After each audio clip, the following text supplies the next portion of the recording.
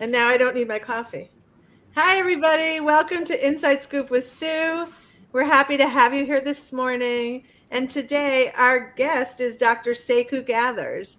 Um, Exciting for me. It was so nice to meet you. And I Yes. want to give just a short bio, even though there's so much more to say about you than this. But Dr. Seku Gathers is an emergency room doctor who founded Connect MD, where he offers concierge medicine and coaching.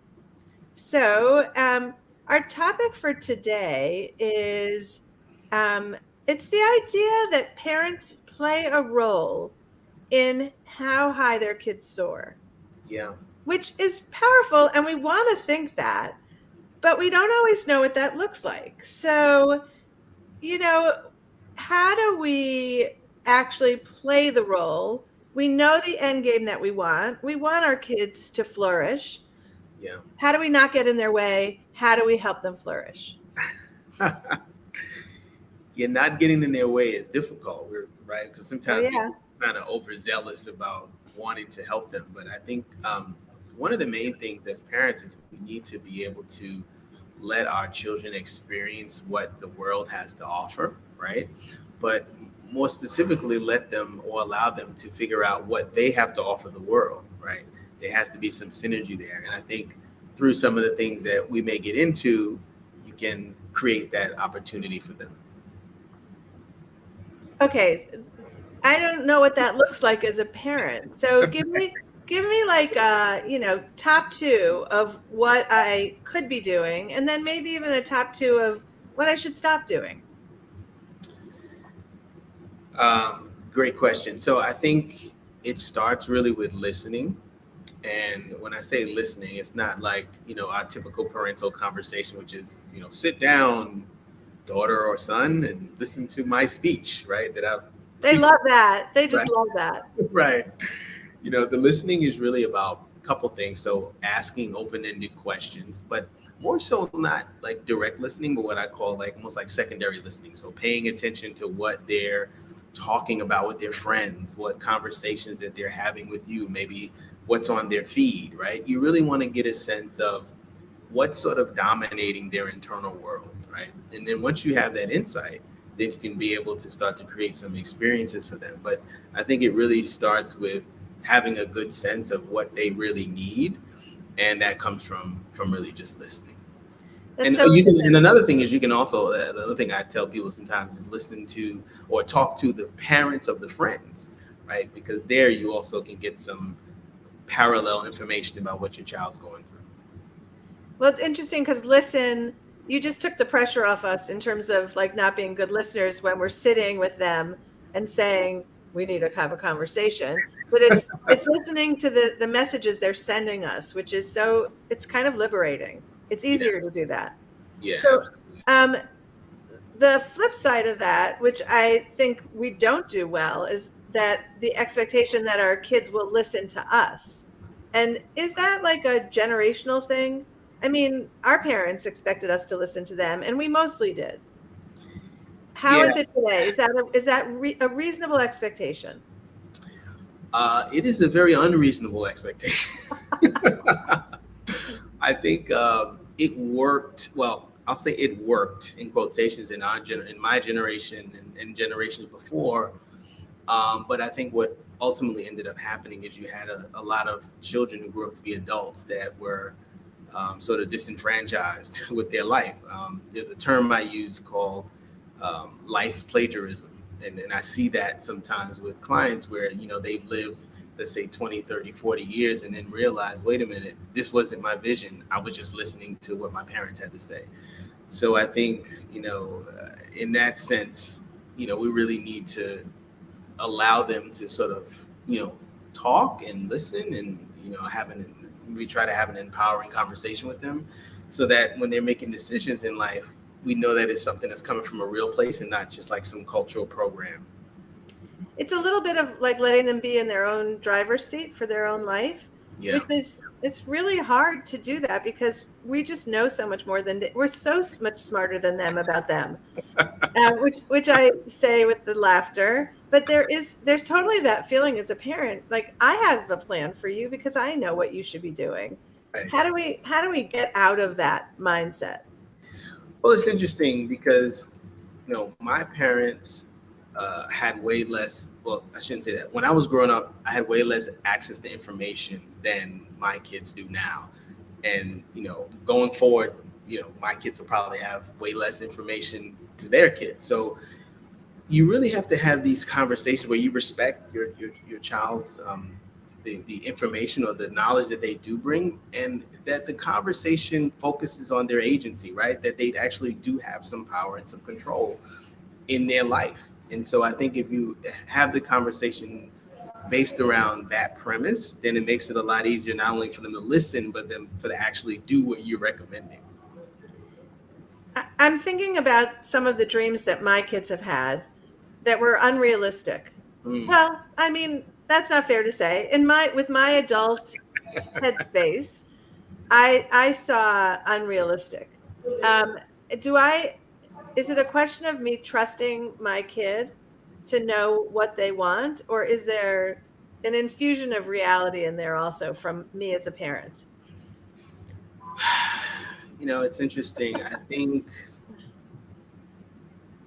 you have to do a little bit of both, but what I sometimes tell parents or clients that I'm working with is to do what I call like reverse engineer your child's life. So you sit down, you have a conversation with them, and say like, "Hey, listen, what kind of life do you want to live? Where do you want to live? How much money do you want to make? What type of clothes do you want to wear? You want to have jewelry? You want to take trips? Or not?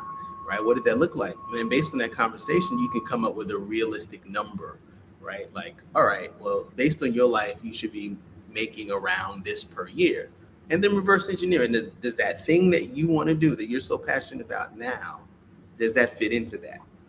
And if it doesn't, and when I say fit into it, meaning that it's a realistically can fit into it, not I'm going to be a Kardashian and then I can make a gazillion dollars. No, is there a realistic path based on what you want with this particular life? And I think when you do that and then you add the experience portion to it, it helps. Now, experiences can be anything. Like my daughter, a couple of years ago, my 18-year-old told me she wanted to be a dentist. So I found a dentist in the community and she spent a couple months working with him, right? She still continues to want to be a dentist, so that's great. But you can maybe watch a movie related to the topic, or pull up a YouTube video, or take them to a museum. Or it's about them being able to look at what they're imagining they want to do, and then match that or marry that with some real life experiences. And again, it's about empowering them and to help them make a decision. Ultimately, we know, like as parents, we do have a lot of the power and control, whatever that means. But we really want them to be empowered to make decisions. I can picture that scenario happening in such a lovely way where I'm curious and I'm letting my kid kind of envision their future Yeah. until it hits a point where it conflicts with either morally what my family stands for or I believe, or falling short of the potential I saw in my kid. Yeah. What do we do with that? Well, look, I think ultimately you have to have confidence in the seeds that you've planted, right?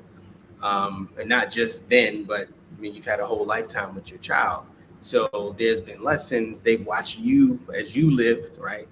And, you have to feel okay as a parent that you did everything you can do, um, even if they're veering in a direction that you may not agree with, that you put everything in place for them to succeed. Now, life is a journey. And even as parents, if we really think hard and think back, there was a ton of stuff we did that our parents didn't agree with, and we stumbled and we fell, we made mistakes, and then we stood up and then we realized, oh, that wasn't the right thing to do. Let me try something else. So some of life, it has to be practical for sure. But as a parent, we have to sort of get out of this mindset of that we have to kind of control everything. And again, make it more collaborative. Like, listen, you're now 18. I've done 18 years worth of work. I've given you these experiences. I've listened to you. And now it's up to you to take this, all of this that's been put into you and make something of it, or not make something of it. There's always that option too. Yeah, it's so much about our expectations as parents that and the belief that we can control the outcomes, which leads me to a quote you shared with me that by Khalil Gibran, and I think the poem is called "On Children." Yeah. So tell us that quote and why that matters to you. Yeah, that's a beautiful poem. Khalil Gibran was a Lebanese American poet in the I think the late 1800s, and this particular poem was shared to me by my mom years and years ago. But I like it because I thought about it when she told it to me as a kid, and then as I became a parent, I often reflected on it. And the opening line to it is something like, "Your children are not your children." And actually, I think I have it somewhere written here. Your children are not your children.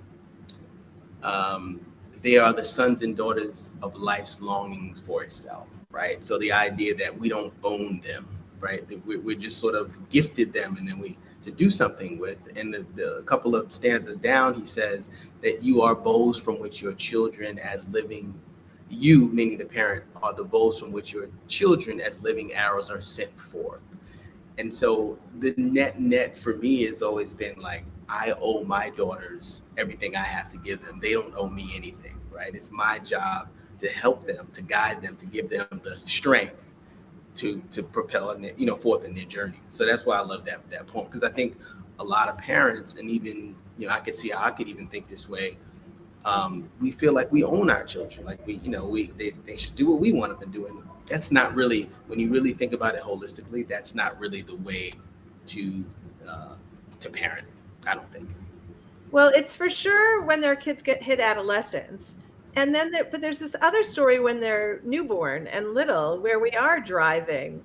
It's not an ownership, but we Yeah. do have to keep them safe in very Yeah. tangible ways. Yes. Um, that transition is a rough one, Mhm. from like believing that we do own an outcome when they're little to hitting a point where you can't really control it. Like, when do you think that transition should happen for parents?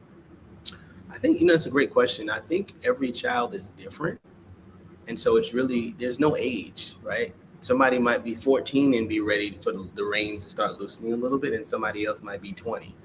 But ultimately, you want to put an adult out into the world who is independent, who's a sort of a self leader, and hopefully is financially whole. Like, those are the kind of three things I'll usually focus on. And so it's really, Can you say those three things again?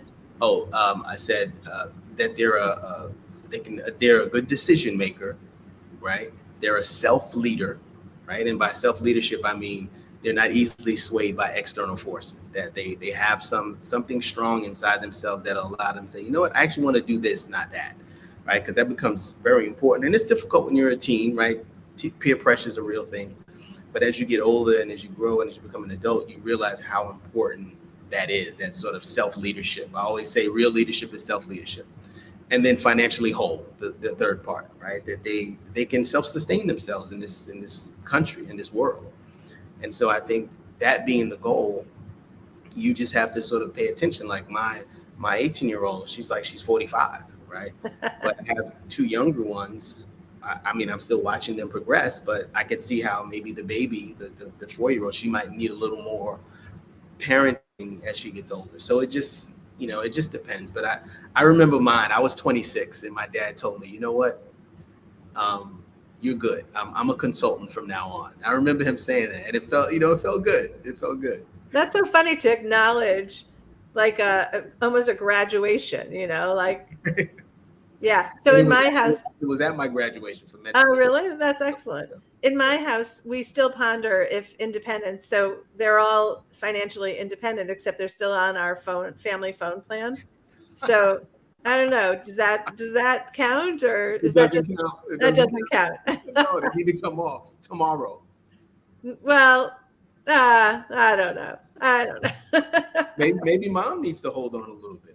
Yeah, well, for sure, my husband, because we had this discussion, like maybe they should just get their own plans, and he got a little teary, like it's Yeah, the last of it. last little drop. Yeah, yeah. Anyway, we'll go for therapy over that one. We'll see. Okay, so the idea of being a consultant comes up a lot when we talk to experts about raising teenagers. Um, how early do you think, like in middle school, are there ways to start shifting the way you engage with your kid, and what does that look like? I'm a proponent of every opportunity give your child little opportunities for self-leadership, right? It could be something as simple as, hey, where do you want to go to eat today? Or, which teacher do you like better? Or these little areas, and just see how they function and respond to it, right? They'll tell you if they're ready. Um, my 6-year-old the other, we just got a very very much digressing here, but we just No got problem. a composter, in-house compost. It's like this amazing thing. And one my 6-year-old was about to throw something in the garbage. He said, no, I can put this in the poster. And so then she went and put it in the composter. And so that shows me, like, she's thinking, and she has some ability to sort of self-lead without me having to tell her.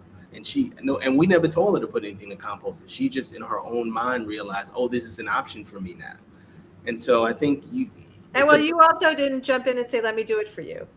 no, I didn't. I mean, I saw her throwing it away, and I was like, all right, well, I'll probably go in the garbage later, take it out and put it in the composter. But, I think being a parent is an active process, right? There's no McDonald's microwave answers, and you really have to be present with your children day in, day out.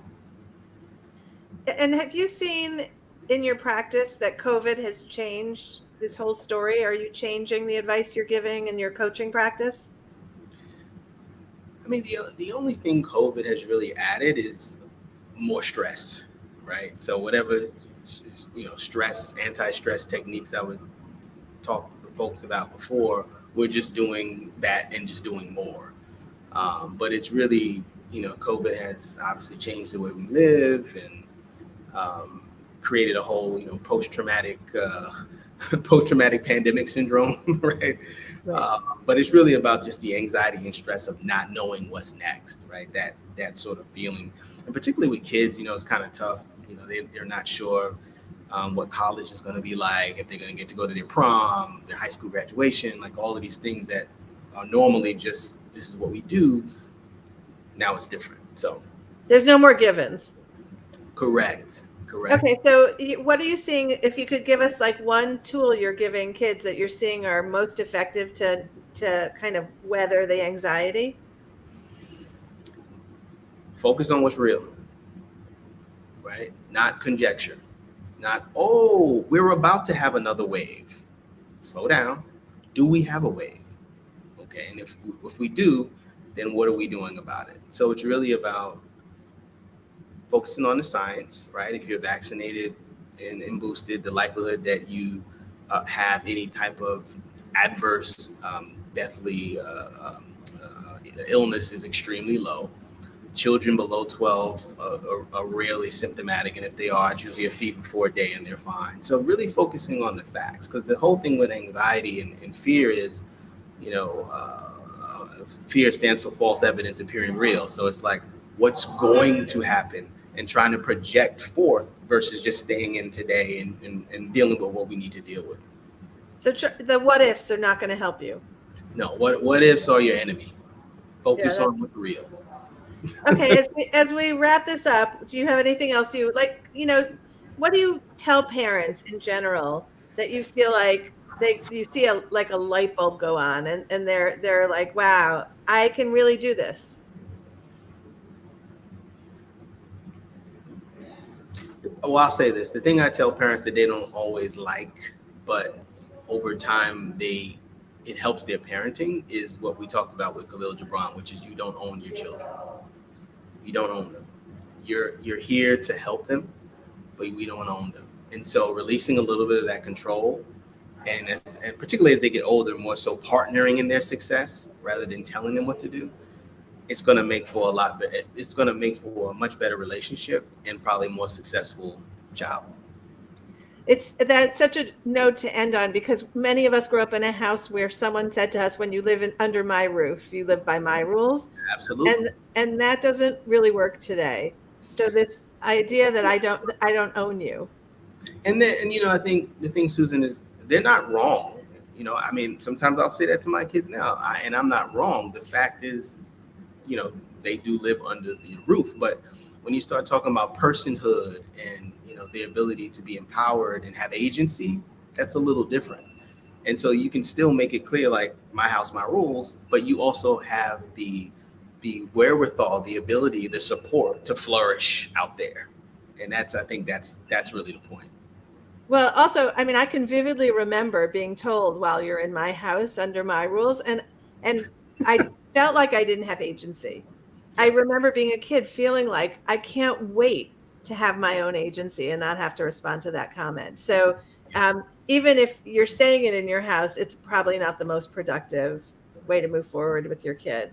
Yeah, you have to have a balance. I mean, and for them to understand what those rules mean. I mean, things like turn the lights off, make your bed, clean the room, have nothing to, they're just rules. They have nothing to do with who you are as a person, your personhood. And I think that's really the focus. Dr. Seku Gathers, thank you so much for your time and sharing your wisdom with us. And it was really lovely meeting you. Thank you, Susan. Take care.